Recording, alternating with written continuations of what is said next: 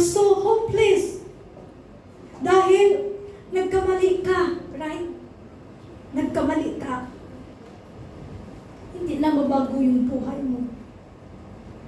Sabi ko sa verse 6, sabi, when Jesus saw him lying there and learned that his condition for so long time, and he asked him, do you want to get well? Sabi ng Panginoon, take note mga kapatid, ang layman, hindi nakita ang Panginoon, kundi ang Panginoon ang nakakita sa kanya. Ang Panginoon ang nakakita sa kanya. Noong binabasa ko ito, Lord, what kind of passion that? Amen? Na, that then answered, obvious. Ang Panginoon, sinagot niya ako, it's obvious. Kaya nga andun siya sa pool. Andun siya para gusto niyang gumaling. Andun siya para gusto niyang gumaling. Lahat ng tao doon gusto nilang gumaling. So, bakit tinatanong ng ating Panginoon, itong lalaking ito, na do you want to get well?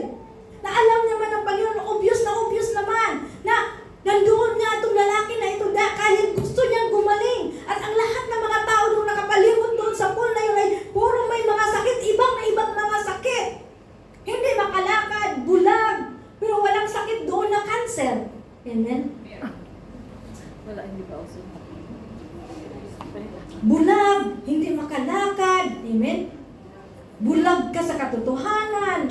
Tamad ka sa paglilingkod sa Panginoon. Maraming mga senaryo. Pag-usapan natin biblical, mga kapatid. Bulag sa pag-ibig. Kahit matanda na pinapatulan, bulag sa pag-ibig. Amen. So, yun nga, mga kapatid. Sinagot ng Panginoon, obvious. Amen? Tinatanong ko si Lord, Lord, bakit mo siya tinatanong? Sabi ko ni Lord, Lord, bakit mo siya tinatanong? Tinatanong mo ba siya kasi hindi mo alam ang sagot? Sabi ko ni Lord, that sometimes God doesn't ask the question, mga kapatid, because He doesn't know what's the answer. Not because He doesn't know the truth. Alam niya yun. At because He doesn't know the truth, He don't know the truth. And for sure, tinatanong ni Lord yun kasi alam ng Panginoon na hindi lang physical status niya, kundi heart status niya, mga kapatid. Alam ni Lord. Bakit niya tinatanong ang ating Panginoon? When Jesus asked Him, God is not talking about the physical healing, mga kapatid. Hindi ang Panginoon. God talking about your heart. Kasi diba, pag matagal ka nang may sakit, used to be sick. Amen? Nasanay ka na may sakit. Na minsan, ayaw mo nang umalis doon sa kasakitan na yan. Sa kasalanan na yan. Kasi komportable ka na doon. Parang ginusto mo na din. Nasanay ka na doon, naging comfort zone mo na yung kasalanan na yun. And God is asking that question.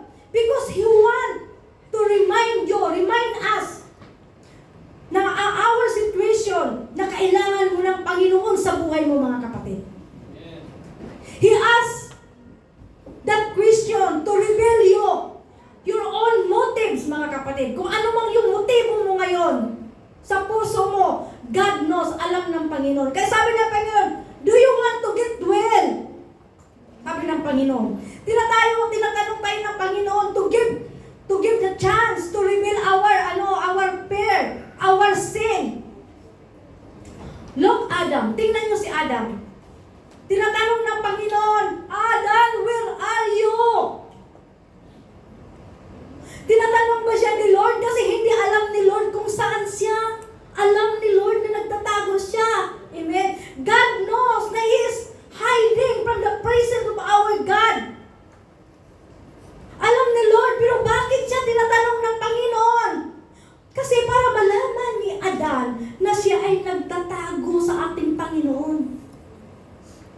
Kaya, tinatanong ng ating Panginoon, Adam, where are you? Nandito ako, Lord. So sometimes, God is asking that question. It's the same question. Kasi gusto niyang malaman mo ang sitwasyon.